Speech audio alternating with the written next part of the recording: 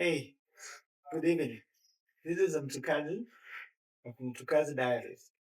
So today, by Kazi, we are on Soko Huru edition. You want to know what Soko Huru is? So take a look. Now, last year, President William Ruto, meeting members of parliament in the State House, spoke about Soko Huru at the Senate. And this was in reference to where members of various committees of the Senate grilling governance for accountability and are soliciting for bribes. And then he spoke to, some people in the committees requesting for, asking for up to 150 million and wondering where this money would be coming from if it was not public. You know what? Just this week, there's a storm growing up over there where the Council of Governors are threatened not to make appearances in the Senate for the various committees because they are being harassed and they are being embarrassed. So, what do you think? A lot of you have been asking me what I think about this, and here is my view. One, both the Senate and the governors, though these institutions are a creation of the Constitution, so none of them is above the Constitution. The Senate, of course, protect the interests of the counties and devolution, allocate resources, and the law requires that the governors must be accountable.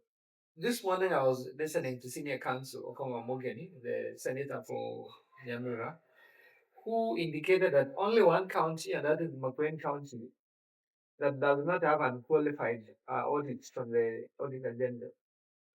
So what that means is 46 counties have disqualified reports, which means that although we've given the audits, there are outstanding issues. Now you want to ask yourself, why are there audit queries? Okay, without a doubt, I mean, corruption is at the center of all these problems we see. Truth be told, most of the senators are looking at becoming governors either in 2027 or in 2032. And some of the governors are going for re-election. And the ones that are not going for re-election are looking at amassing as much as possible when so that they can go home with loaded pockets. But on a more serious note, devolution is supposed to be the solution to very many issues in terms of regional balance and resources. But then what we're seeing is the eating party, where most of the governors, many of them, have created a cabal of their own people around them in the counties where they steal. There's actually what we call rapacious looting of public resources. And at the end of the day, Mwananchi does not receive the services they require. So therefore, the thing about the governor threatening not to go to the Senate for me is a pipe. Why so? Because the law requires them to do so. And if they fail to appear, the Senate can actually sanction them and even seek to stop financial allocation to them, which will then affect the ordinary citizen who is supposed to benefit from the services that come from the council. So in all this whole level, it is clear that indeed, if the president has said there is a lot of corruption happening in the Senate, I don't doubt it because the president is not like he and you. He has raw intelligence, as he said. So the question, and the governors are also saying they have been solicited, they have been hassled, by members of the Senate. I don't disagree.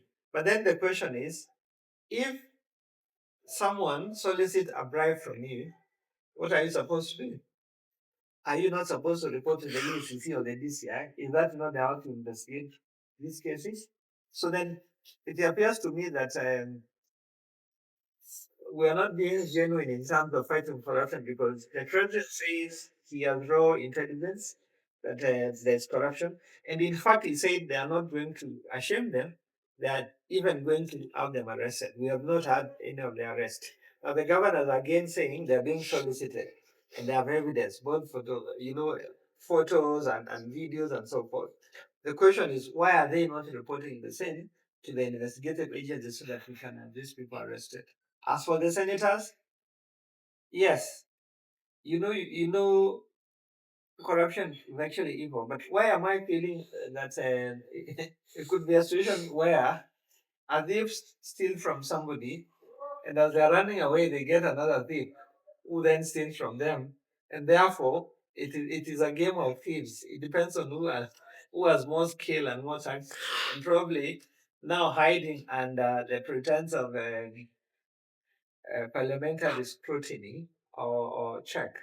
So we don't know until and unless these governors file cases and then we see arrests being done. We may not know, but if you're a governor or if you advise a governor who has been summoned by the Senate to go and respond to audit queries raised by the Auditor General, and they are threatening not to go because the Council of Governors has said so, please warn them because they are going to be in for a very, very, very long night, and probably they might face impeachment.